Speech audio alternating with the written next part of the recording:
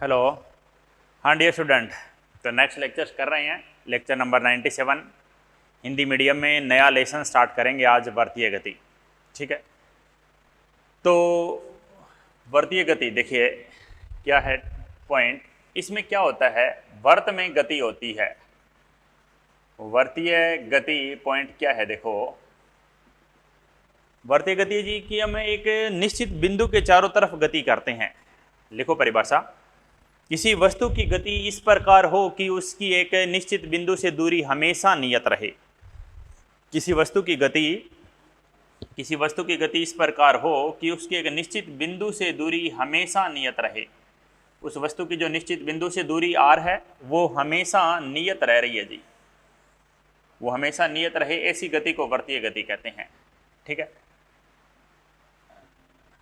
ऐसी गति को वर्तीय गति कहते हैं। अब इसमें बिंदु यहाँ से यहाँ तक जा रहा है, तो मान लेते हैं कोई कोण बना रहा है थीटा। बिंदु अगर कहें ए से बी बिंदु पर जा रहा है, ये क्या हो गई, ये चाप की लंबाई होगी। इसको ऐसे दिखा देते हैं। तो थीटा यहाँ पर क्या है, थीटा यहाँ पर कोणीय विस्थापन है। थीटा यहाँ पर कोणीय विस्थापन है। आर क्या है, त्रिज्या है जी। और एस क्या है बताओ, एस है चाप की लंबाई।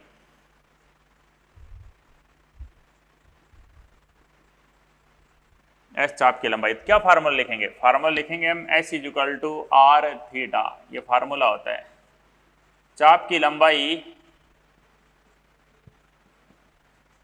लंबाई बराबर होता है जी त्रिज्या गुणा में कोण। लेकिन कोण किस में रखें, कोण इस बात का ध्यान रखें, कोण रेडियन में रखें। त्रिज्या गुणा में थीटा, थीटा कोण, कोण किस में रखें, रेडियन में रखना है। ठीक है, जिस तरह मैं बोलते हैं, जैसे अर्धवर्त के बारे में बात बोलें, ये अर्धवर्त है।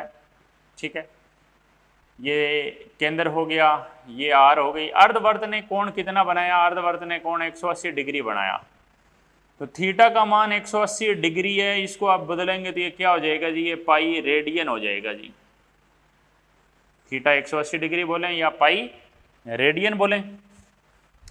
तो थीटा की जगह आप मान रखोगे तो क्या है, S equal to R theta. अब 180 नहीं रख सकते, अब आपको पाई रखना पड़ेगा, क्योंकि जो अर्धवर्त में होता है तो क्या हुआ, पाई आर होता है कि नहीं। अर्धवर्त में, पूर्ण वर्त में कितना होता है, 2 पाई आर। ये दूरी है, चाप की लंबाई क्या है, एक तरह से ये दूरी है, यहाँ से यहाँ हम जा रहे हैं। तो ये कुछ बातें जो हमने पहले भी पढ़ी है वो यहाँ पर भी काम आएगी कि 360 डिग्री है। 360 डिग्री क्या होता है, 2 पाई रेडियन। 180 2 से भाग कर दो, पाई रेडियन। फिर 2 से भाग कर दो, पाई बाई 2 रेडियन। ये इस तरह से ये काम में आती है। जब आप इसको एक याद है तो आप कोई सा भी निकाल सकते हो, समझ रहे हो। ठीक है, उसके बाद अगर हम बात करें नेक्स्ट, तो चाप की लंबाई, त्रिज्या गुणा कोण, ये हो गई सारी बात। ठीक है, अब बात यहां पर आती है कि जो आर है वो तो ए से बी पर जा रहे हो, वर्तीय गति में जा रहे हो, तो आर तो नियत ही है। ठीक है,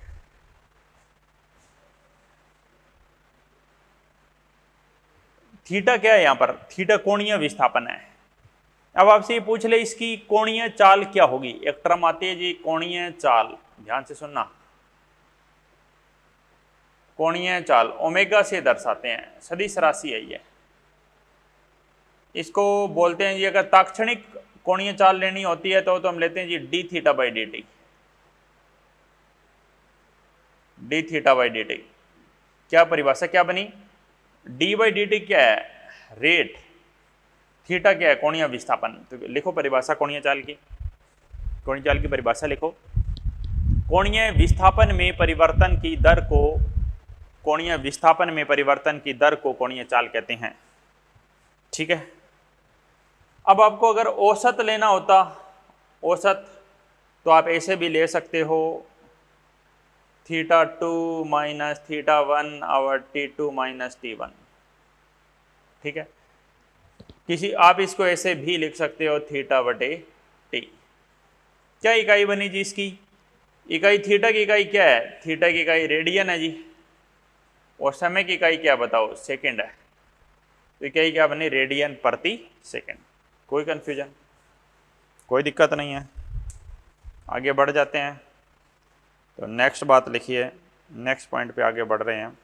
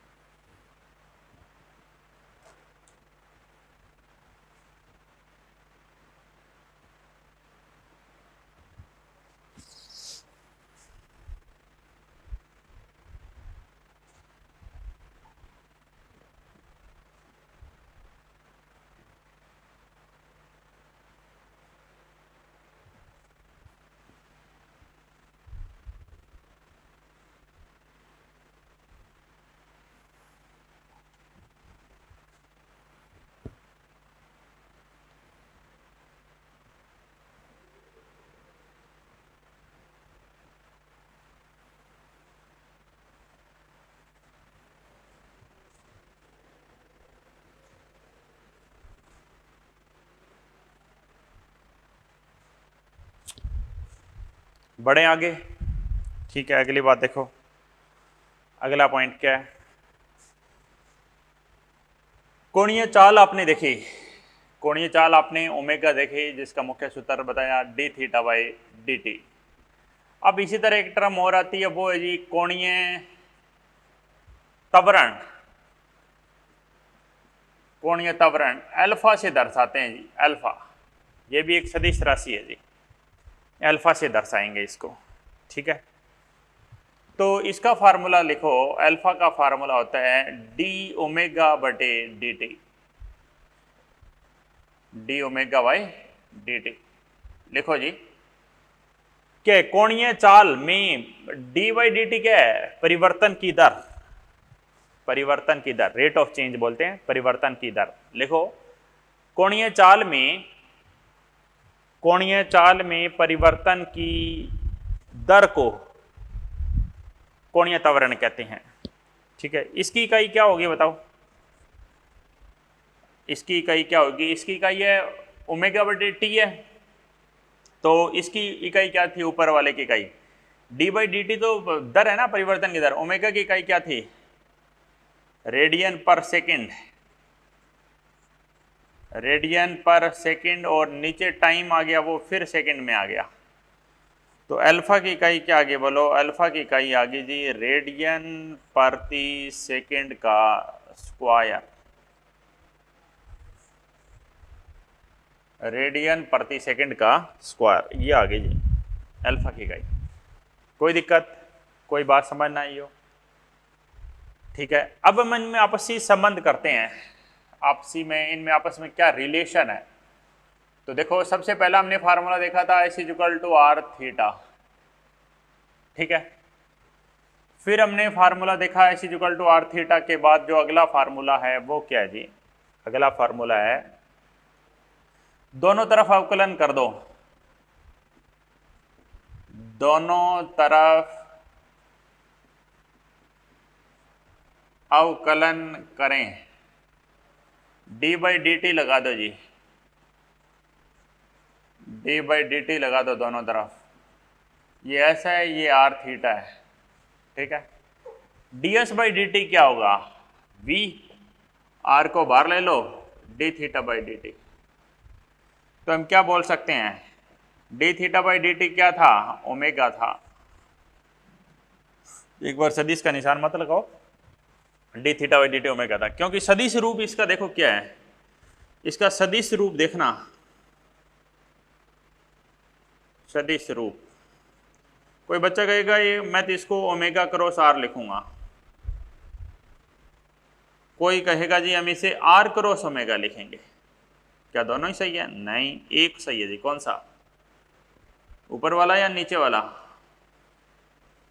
ये सही है जी, ये गलत है। आर क्रॉस ओमेगा नहीं होता, ओमेगा क्रॉस आर होता है, समझे? ठीक है, और संबंध बताऊं? अगला संबंध देखो, v की जगह आपने देखा r ओमेगा। अब दोनों तरफ फिर अवकलन करो जी, दोनों तरफ अवकलन करें, D by D T, D by D T इधर किस पे, आर ओमेगा पे, और इधर किस पे, v पे। तो dv बाई डी टी क्या हुआ, a, r को बाहर ले लो, D omega by D T है, A R D omega by D T क्या होता है, अल्फा। क्या फार्मूला आया, A is equal to R alpha. इसका सदिश रूप, इसका सदिश रूप भी उसी तरह से आएगा जी, A is equal to R cross alpha या alpha cross R, alpha cross R. वैसे इसे ध्यान रखना, ये कोणीय होते हैं, ये पहले आते हैं जी, जो कोणीय वेरिएबल होते हैं वो पहले आते हैं। कोई दिक्कत, नो प्रॉब्लम, ठीक है। आगे बढ़ जाते हैं। तो हमने कौन कौन से फार्मूले देखे हैं वो देख लीजिए आप, हमने नोट में डाल के हमें जो फार्मूले लिखने हैं वो एक साथ, जिनका हमें काम पड़ने वाला है। सबसे पहले हमने देखा है S is equal to R theta, फिर हमने देखा V is equal to omega cross R, फिर हमने देखा alpha is equal to A is equal to alpha cross R, A is equal to alpha cross R, ठीक है। अगला formula हमने देखा था ओमेगा का D theta upon D T, फिर अगला फार्मूला हमने देखा का अल्फा का, वो है जी डी ओमेगा बटे डी टी, ठीक है। ये फार्मूले हमने देख लिए जी, समझ गए। अब इन पे सवाल तो या तो अवकलन से आ सकता है या कोई सदिश गुणनफल का सवाल बना सकता है। सदिश गुणनफल तो आपको करना आता ही है।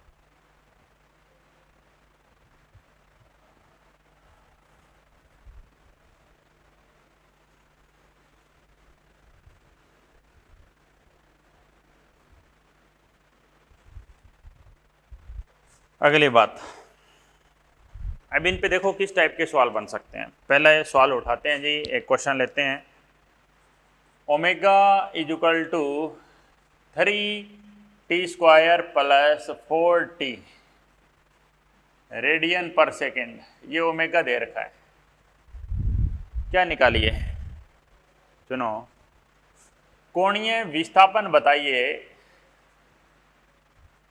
कोणीय विस्थापन बताएं जब कोणीय त्वरण शून्य हो, जब कोणीय त्वरण शून्य हो, ठीक है। कोणीय विस्थापन आपको उस टाइम बताना है जब कोणीय त्वरण शून्य हो जाए, यानी पहले तो कोणीय त्वरण शून्य करना पड़ेगा, समय निकालना पड़ेगा। तो कोणीय त्वरण का क्या सूत्र था, कोणीय त्वरण का सूत्र तो था D omega by D T. तो D by D T omega, D by D T omega, omega कितना है बताओ, 3t² प्लस में 4t, ठीक है जी। तो अल्फा का मान कितना है जी, 3 को बाहर ले लो, t² का आ गया जी 2t, 4 को बाहर ले लो, D by D T of T, ये तो 1 ही हो जाएगा, ठीक है। रुको रुको रुको, यहाँ बीच में माइनस लगाना पड़ेगा, नहीं सवाल नहीं होगा, ठीक है जी। अल्फा आ गया, अल्फा का मान कितना आया, 3 दूना 6t माइनस 4, ये अल्फा का मान आया, ठीक है। कोणीय विस्थापन बताइए जब कोणीय त्वरण शून्य हो, यानी त्वरण को क्या करिए, शून्य करिए। 6t माइनस 4 बराबर 0 है, 6t बराबर 4 और t बराबर 4/6, 2/3 सेकेंड। कोई दिक्कत नहीं है जी, बट 2/3 सेकेंड पर आपको काम करना है। तो अब आती है जी फार्मूला, क्या आता है? अब फार्मूला आता है D theta by D T. D theta by D T क्या है जी? D theta by D T omega है। तो अगर यहां से आपको D theta is equal to आ गया जी ओमेगा इंटू में डी टी, डी थीटा का थीटा हो गया, ओमेगा की वैल्यू क्या आई? 3t स्क्वायर माइनस 4t के साथ लगा दो जी डी टी, ठीक है।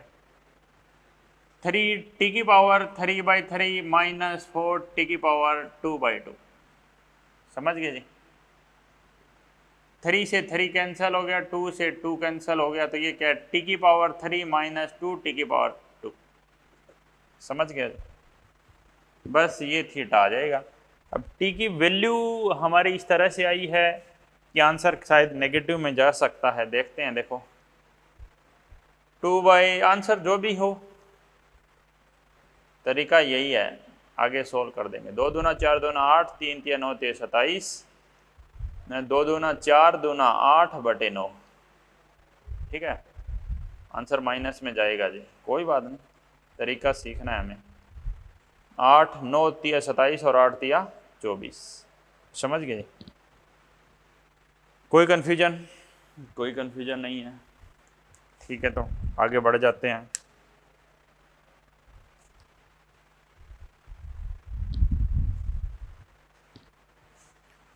और आगे बढ़ो, नेक्स्ट सवाल।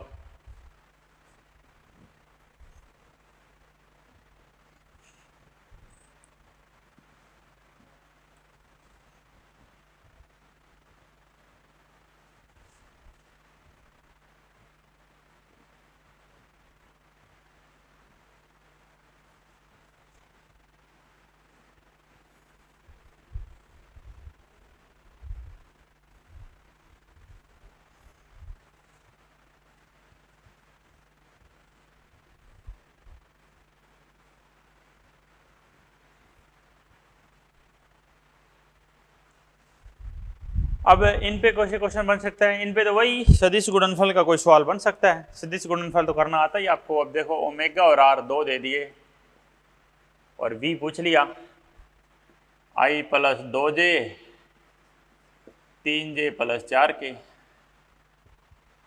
तो ओमेगा दे दिया, आर दे दिया, तो वी क्या होता है? Omega cross R. R cross omega मत कर देना, आंसर गलत आ जाएगा।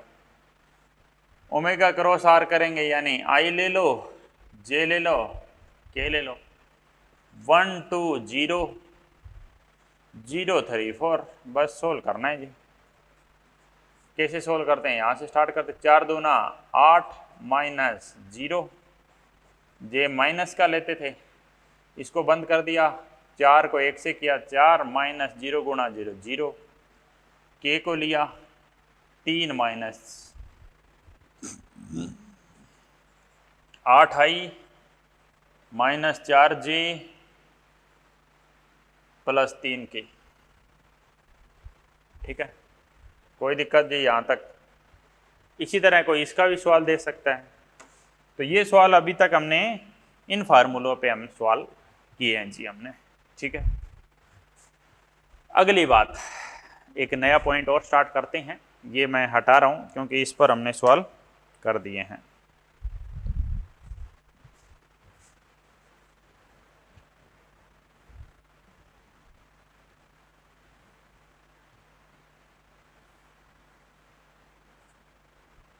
हाँ, एक छोटी सी बात बताता हूँ, देखना, छोटी छोटी बात बताता हूँ। एक तो होता है जी आवर्तकाल। आवर्तकाल कैपिटल टी से दर्शाते हैं। आवर्तकाल क्या होता है? आवर्तकाल किसी वस्तु के द्वारा एक पूर्ण चक्कर में लगा समय। भाई वो एक संपूर्ण चक्कर करने में कितना समय लेगी वस्तु। यहाँ से वस्तु, ये केंद्र मान लिया, वस्तु यहाँ से यहाँ तक ऐसे गई, एक संपूर्ण चक्कर, एक संपूर्ण चक्कर में जो उसको समय लगेगा उस समय को बोलेंगे जी आवर्तकाल, ठीक है। एक होती है जी आवर्ती। आवृत्ति एफ से दर्शाते हैं। लिखो इसकी परिभाषा, लिखो आवृत्ति की। एक सेकंड में चक्रों की संख्या को आवृत्ति कहते हैं। एक सेकंड में चक्रों की संख्या को आवृत्ति कहते हैं। इसका फार्मूला क्या होता है जी? इसका फार्मूला होता है 1/t। भाई ये तो किस में आएगा? आवर्तकाल तो समय है, समय तो किस में आएगा बताओ? सेकंड में आता है। आवर्ती क्या? 1/सेकंड। सेकंड इनवर्स बोल सकते हो, या तो आप इसको सेकंड ऐसे इंग्लिश में लिख के सेकंड इनवर्स, या फिर आप इसको ऐसा इकाई है वो इसकी वो है जी हर्ट्ज।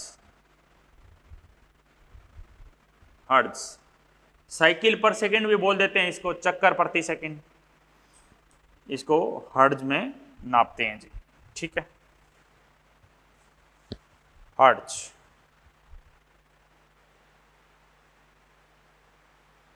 समझ गए? अब जो हम एक फार्मूला देख के आए थे ओमेगा, ओमेगा आपने क्या लिखा था? θ/t, कोणीय विस्थापन बटे समय। मैं कह रहा हूं एक पूर्ण चक्कर हो रहा है, एक पूर्ण चक्कर हो रहा है, एक पूर्ण चक्कर हो रहा है तो उसमें थीटा कितना है बताओ? पूर्ण चक्कर में थीटा 2π है, और समय कितना है बताओ? t। तो पूर्ण चक्कर में ओमेगा हो गया जी 2π/t। ठीक है, ओमेगा बराबर 2π इंटू में 1/t ऐसा लिख दो, और 1/t को आप f लिख सकते हो। तो ये फार्मूला हो गया जी 2πf। 2π यहां पर क्या है? कोण है, रेडियन। पूर्ण चक्कर में कोण मैंने पूर्ण चक्कर का लिया जो केंद्र पर बनता है 180 नहीं 360 डिग्री को ही तो 2π बोलते हैं। और समय पूरा लिया पूर्ण। आप हमेशा ध्यान रखना ये समय आधा अधूरा समय नहीं है। 2π/t करोगे तो ये पूरा का पूरा समय आएगा आवर्तकाल। ठीक है, और 1/, छोटे t को, किसी भी समय को 1/t बराबर f, ये नहीं है, ये गलत है। 1/T बराबर f, ये सही है, क्योंकि यहां पे आपको आवर्तकाल लेना है जी।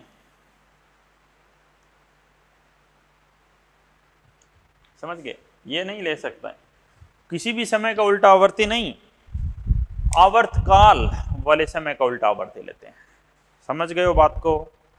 कोई दिक्कत जी? यहाँ पर कोई बात समझ में ना आई हो पूछो।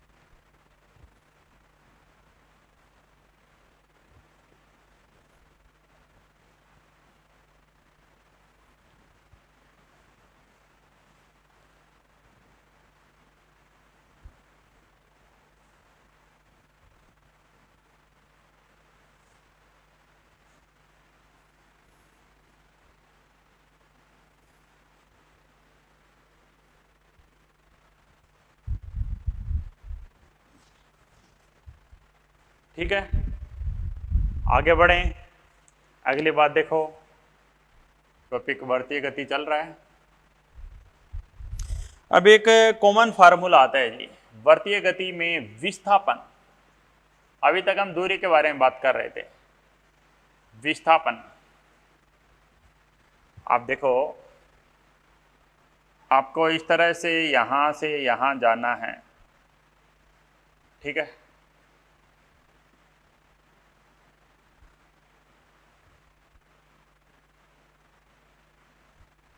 एक बिंदु ये है जी, केंद्र बिंदु। ये कोई 2 पॉइंट ऐसे समझते हैं। तो आप देखोगे ये तो दूरी है ना जी, तो विस्थापन कौन सा हुआ बताओ? विस्थापन हुआ जी प्रथम बिंदु से दूसरे बिंदु के बीच की जो सीधी दूरी है, ये हुआ ना विस्थापन। तो जो रेड में दिखा रखा है ये विस्थापन है। कैसे निकालें बताओ? ये कोई कोण है जी थीटा, ये भी आ रहा है और ये भी आ रहा है, समझ गए? अब बात देखो, तो मैं इसको बाहर निकाल के लेके आता हूं।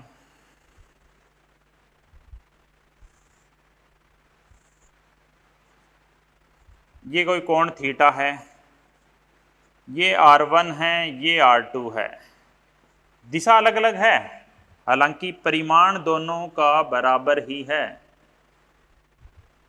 R1 और R2 दोनों का परिमाण बोलें तो वो R ही है जी, ठीक है, दिशा अलग अलग है। और विस्थापन कहाँ पर था? विस्थापन ये था जी, विस्थापन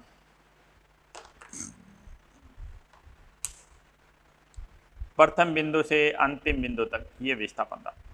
अब आप देखो, ए से बी, प्रथम बिंदु से अंतिम बिंदु तक, इधर है R2, ठीक है जी, this plus this, R2 plus S equal to R1, ऐसा पढ़ते थे सदिश में, बताओ पढ़ते थे कि नहीं? This plus this equal to this, यानी मैं S को क्या बोलूं? R2 minus R1। यानी मैं अगर फार्मूला लगाऊं तो ये तो आप जानते हो जी, इन पे तो फार्मूला लग सकता है। R2 माइनस R1 दोनों माइनस के हैं, तो इन पे तो फार्मूला लग सकता है जी। कौन सा फार्मूला लगता है? ये फार्मूला। देखो इसका फाइनल आंसर बताओ क्या आता है, जो आपको याद रखना पड़ेगा, 2R साइन थीटा बाय 2, ये फार्मूला याद रखना पड़ता है जी, 2R साइन थीटा बाय 2, समझ गए?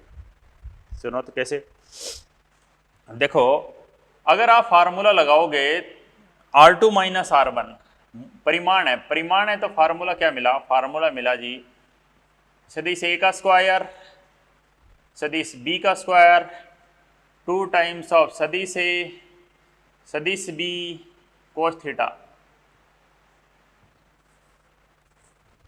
सदिश ए का स्क्वायर सदिश बी का स्क्वायर 2 टाइम्स ऑफ सदिश ए सदिश बी कोस थीटा, ठीक है जी। तो क्या आया देखो,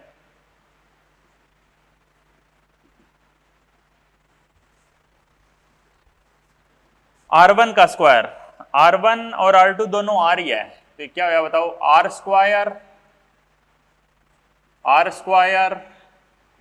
2R कोस थीटा, सही है जी। R square 2R square common ले लो, अंदर क्या बच गया? 1 माइनस कोस थीटा। ये एक ट्रिग्नोमेट्री का फार्मूला होता है जी। 1 माइनस कोस थीटा को आप लिख सकते हो 2 साइन स्क्वायर थीटा बाई 2, याद रखना है। 1 माइनस कोस थीटा की जगह आप लिख सकते हो जी 2 साइन स्क्वायर थीटा बाई 2, समझ गए? 2 into 2 4 R square sine square theta by 2, 4R square sine square theta by 2। अब लो 4 का रूट 2, R स्क्वायर का R, साइन स्क्वायर का साइन, समझ गए? अब इसी तरह का एक फार्मूला और भी होता है, देखो इस तरह का एक फार्मूला और होता है, वो होता है वेग में परिवर्तन। वेग में परिवर्तन डेल्टा वी। अब देखो जी डेल्टा वी क्या है, यहां पर है और यहां पर है, ये दो बिंदु है जी, समझ गए जी? ए और बी दो बिंदु है। अभी एक समान वर्तीय गति है, एक बार वस्तु इधर जा रही है जी v1 वेग से, एक बार वस्तु इधर जा रही है जी, उसका वेग बोलो तो v2 वेग से। दिशा अलग अलग है v1 और v2 की, हालांकि हम ऐसे बोलेंगे कि v1 और v2 का जो परिमाण है वो v ही है। v1 v2 का परिमाण है वो v ही है, बस और कुछ नहीं है, समझ गए जी? तो वेग में परिवर्तन, वेग सदिश में परिवर्तन क्या होता था? अंतिम सदिश माइनस आरंभिक सदिश, ऐसे डायरेक्ट भी लिख देते थे। परिमाण लेना हो तो दोनों तरफ परिमाण ले लो, भाई आप डेल्टा V देखोगे वो क्या आएगा जी, वो आएगा V2 माइनस V1। परिमाण ले लें, परिमाण ले लेंगे तो फार्मूला क्या मिलेगा, फार्मूला वही फार्मूला सदिश A का स्क्वायर माइनस सदिश B का स्क्वायर, माइनस नहीं plus A square B square minus 2AB cos theta. समझ पा रहे हो। V1 V2 जिस तरह यहां R1 R2 था, इसकी जगह V रखेंगे, V square plus V square minus 2V square cos theta. परिमाण लगा दो बेशक, 2V square common 1 minus cos theta, और 1 माइनस कोस थीटा की जगह वही term 2 sine square theta by 2, और final answer 2V sine theta by 2।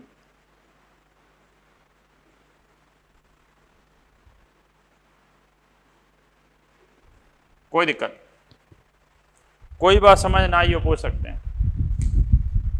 ठीक है, ठीक है जी, आगे बढ़ते हैं। तो नेक्स्ट बात देखिए,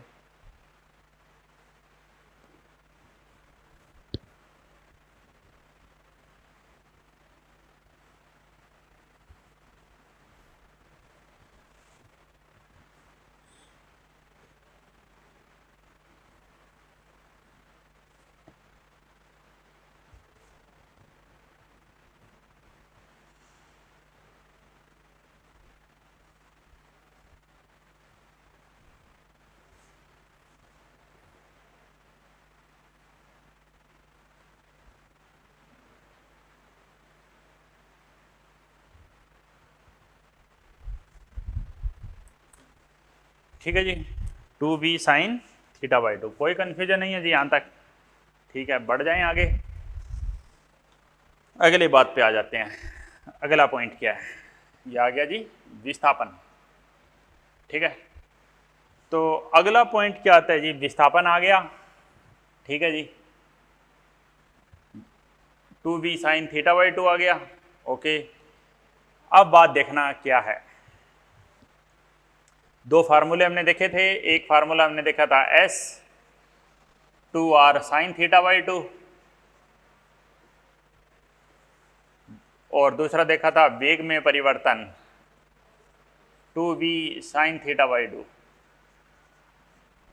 यहाँ पे ये R क्या है, R त्रिज्या वृत्त की दूरी कह सकते हो आप इसको, और ये V क्या है, ये चाल है जी, एक समान चाल जो वृत्तीय गति में घूमता है कण, एक समान चाल से घूम रहा है।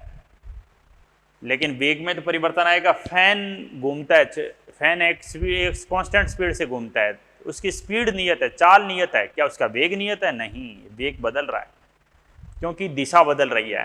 पहले दिशा इधर थी, बाद में दिशा इधर है, जैसे जैसे दिशा बदलती है वेग भी बदलता है जी। ठीक है, तो ये दोनों फार्मूले आगे हम करेंगे, इन पे सवाल, आगे बढ़ जाते हैं।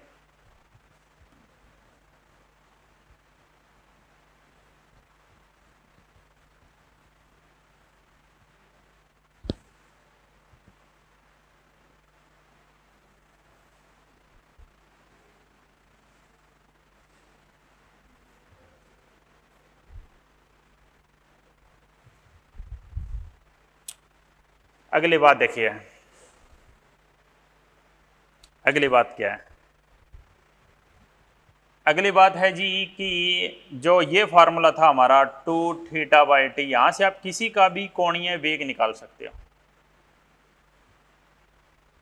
देखो, कोणीय वेग निकाल रहे हैं हम, कोणीय वेग नंबर 1, घड़ी में सेकंड वाली सुई का, घड़ी में सेकंड वाली सुई का,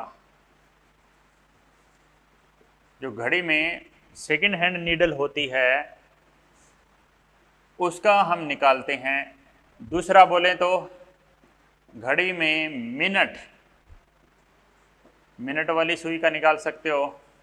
घड़ी में घंटे वाली जो हावर हैंड होती है, सबसे छोटी सुई जो होती है, घंटे वाली सुई का। और किसका निकाल सकते हो, पृथ्वी का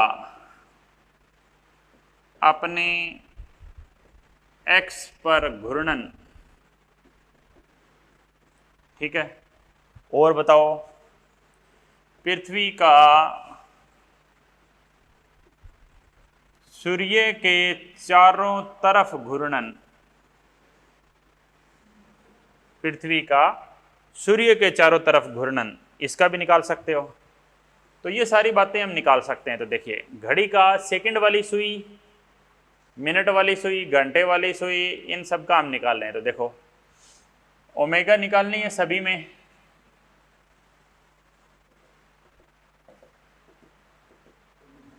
क्या फार्मूला लगाऊं? 2 थीटा बटे T1 2 थीटा समय 2 थीटा बटे समय 2 थीटा बटे समय 2 थीटा बटे समय 2 थीटा नहीं, सॉरी 2 पाई,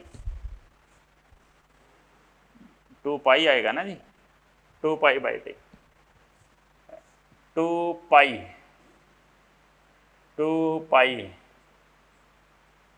2 पाई 2 पाई, और यहां पर भी 2 पाई। 2 पाई को हम भाग देने वाले हैं आवर्तकाल कैपिटल टी से। घड़ी में सेकंड वाली सुई का आवर्तकाल कितना होता है? सेकंड वाली सुई एक चक्कर, देखो जब वो 12 से 3 पर आती है 15 सेकंड हो गई, 3 से 6 पर 30 सेकंड, यानी वो वापस 12 पर आएगी तो कितने सेकंड? 60 सेकंड। सेकंड में रखना है सब कुछ। तो ये आ गया जी पाई बाई 30 रेडियन पर सेकंड। बस यही आंसर है, इसी तरह करना है। दूसरा देखें, मिनट वाली सुई। मिनट वाली सुई एक चक्कर, जैसे 10:11 बजेंगे तो मिनट वाली सुई एक चक्कर पूर्ण कर देगी, यानी 1 घंटा लगा देगी वो। ये थे 60 सेकंड, वह जी 1 घंटा। 1 घंटा को आपको बदलना पड़ेगा जी, 60 मिनट और 60 है सेकंड, यानी 2 पाई बटे 3600 रेडियन पर सेकंड। ये क्या था? इसको आप ऐसे ही लिख दो, 2 पाई बाई 60 भी लिख दो, ये 2 पाई बाई 3600। घंटे वाली सुई अभी 11 बजे है मान लिया, तो रात को दोबारा 11 बजेंगे, कितने घंटे बाद? 12 घंटे बाद। घंटे वाली सुई का आवर्तकाल 12 घंटे होता है, याद रखना। 12 घंटे को 60 गुणा 60 सेकेंड में बदल दिया तो ये आता है जी, इसको सोल्व कर दो जी, रेडियन पर सेकेंड।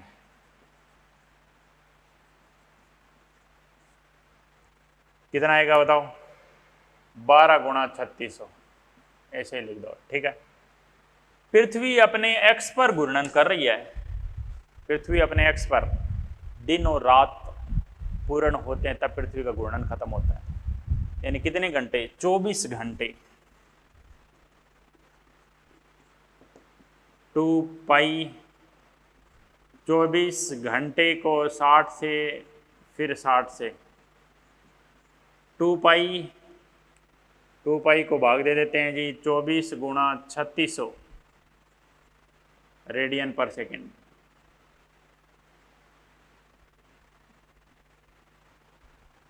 और लास्ट है सूर्य का अपने, सूर्य के चारों तरफ घूर्णन कब खत्म होता है जी? सूर्य के चारों तरफ घूर्णन खत्म होता है 365 दिन।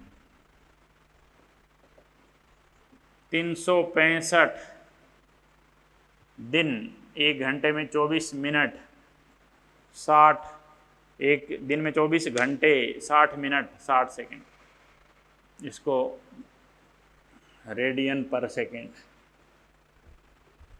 इसको आप आगे भी याद रख सकते हो। इसका उत्तर क्या आता है बताओ? इसको सोल्व करके बताया था नीचे वाले का, 3.15 गुणा 10 की घात 7 ऐसे आता है। आप इसको ऐसे लिख सकते हो जी, 2 ऊपर पाई है,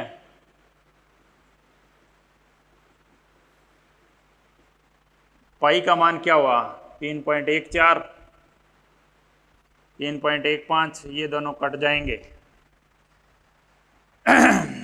तो उत्तर आएगा 2 गुणा 10 की घात -7 रेडियन पर सेकेंड।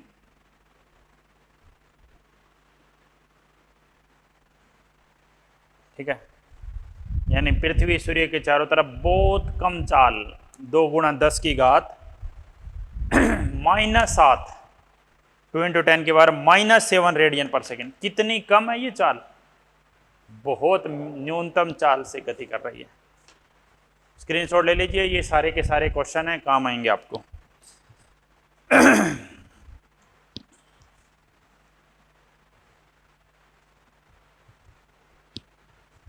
आगे बढ़ जाते हैं जी।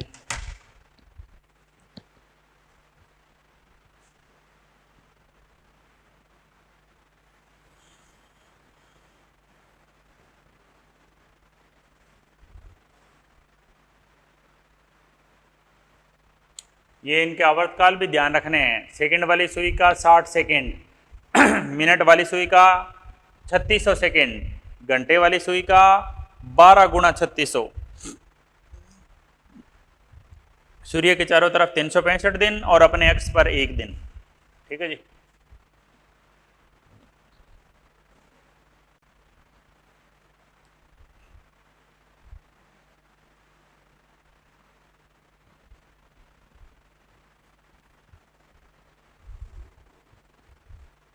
ठीक है, बढ़ते हैं आगे। नेक्स्ट देखेंगे। जो हमने एक फार्मूला देखा था वेग में परिवर्तन 2v sin θ/2, इस पर एक सवाल करा के दिखाता हूं कैसा बनेगा सवाल। देखो, लिखो जी, क्वेश्चन लिखो। किसी घड़ी में सेकंड वाली सुई की लंबाई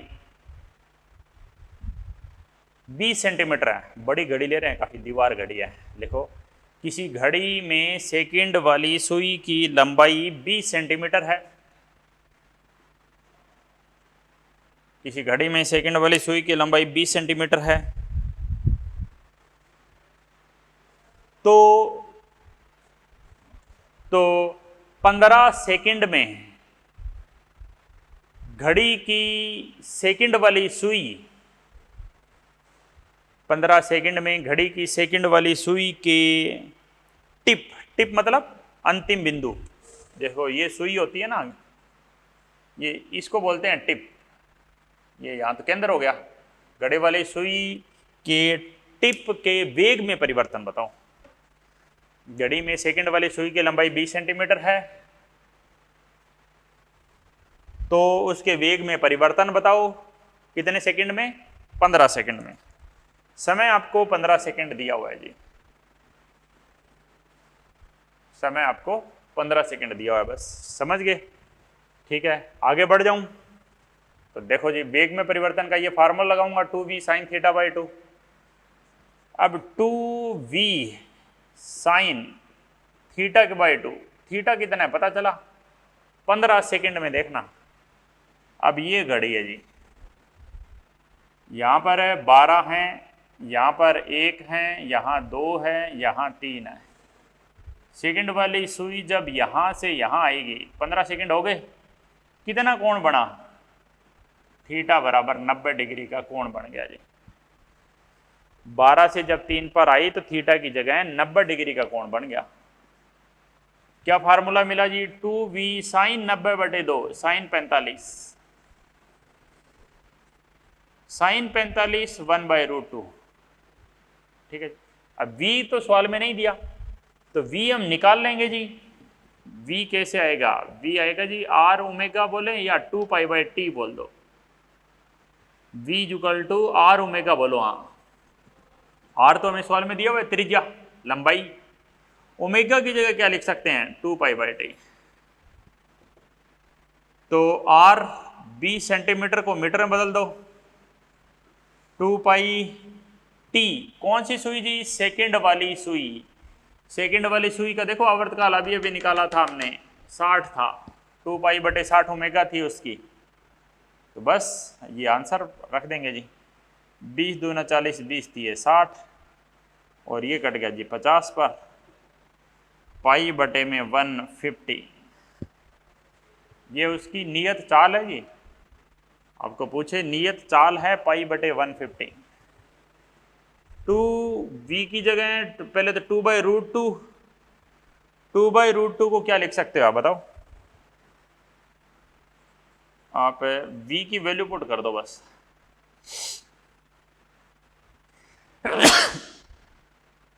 तो कितना आया? पाई अपॉन 2 से भाग दिया 75√2।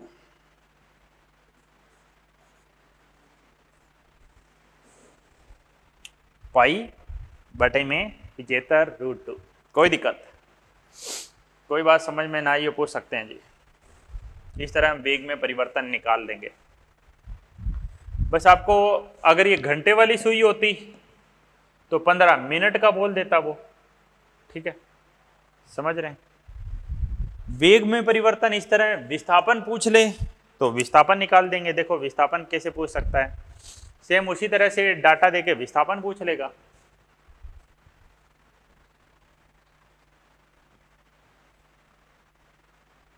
अब ये आगे के सारे लेसन जितने भी हैं सब काफ़ी इजी लेसन है, ठीक है। जो मुश्किल पार्ट था फिजिक्स का वो हम कवर कर चुके हैं जी, अब डरने की जरूरत नहीं है, बहुत इजी पार्ट आएगा आगे, ठीक है। तो बात समझिए, ये वर्तीय गति है जी, ये वर्तीय गति है और इसमें ये कह दे कि सवाल लिखो, एक वृत्त की त्रिज्या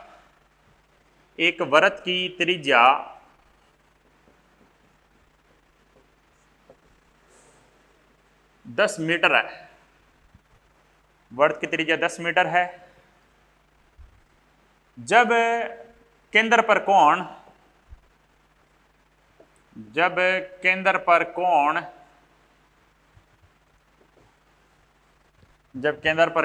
थीटा बराबर 60 डिग्री हो, थीटा 60 डिग्री हो, तो उन दोनों बिंदुओं के बीच में विस्थापन बताइए। ये विस्थापन बताइए, कर देंगे, कोई दिक्कत ही नहीं है, डायरेक्ट फार्मूला लगाएंगे 2r sin θ/2। बस जिसको फार्मूला याद है वो सही उत्तर निकालेगा, जिसको फार्मूला याद नहीं है वो गलत उत्तर निकालेगा, ठीक है। तो विस्थापन 2r कितना बताओ, त्रिज्या 10 मीटर, साइन θ/2, थीटा कितना 60 डिग्री, 20 साइन 30 कितना हाफ, कितना मीटर आया 10 मीटर। आना ही चाहिए था। क्यों आना चाहिए था 10 मीटर? क्योंकि आप एक बात पढ़ते हो जी कि जब कोण 60 डिग्री है, ये देखो ये एक कोण 60 डिग्री है, दो भुजा बराबर है तो तीसरी भुजा भी बराबर होगी और सारे कोण 60-60 होंगे। ये आप पढ़े हो छोटी क्लास में कि दो भुजा बराबर हो और उनके बीच का कोण 60 डिग्री हो तो तीनों भुजाएं बराबर होगी और सारे कोण 60-60 डिग्री होंगे और समबाहु त्रिभुज होगी। कोई दिक्कत? तो ठीक है, मैं आज की क्लास को यहीं पे स्टॉप करता हूं। तो आज का होमवर्क क्या है, ये वर्तीय गति की पहली क्लास थी, आप बिल्कुल ध्यान से देखेंगे, बहुत आसान लेसन है। अब आगे जितने भी हैं, आज का होमवर्क क्या है वो देख लीजिए। होमवर्क क्या है? होमवर्क है जी कि आपको एक तो एग्जाम्पल करने हैं जी,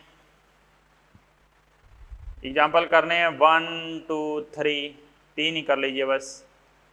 और स्टेज 1 के क्वेश्चन करने हैं आपको, क्वेश्चन 1 से 10 तक, ठीक है। याद का होमवर्क, बस डेली का डेली होमवर्क करो, कोई प्रॉब्लम भी नहीं आएगी। रोज़ का काम रोज़ करोगे, कभी दिक्कत नहीं आएगी, ठीक है जी। मिलते हैं नेक्स्ट क्लास में।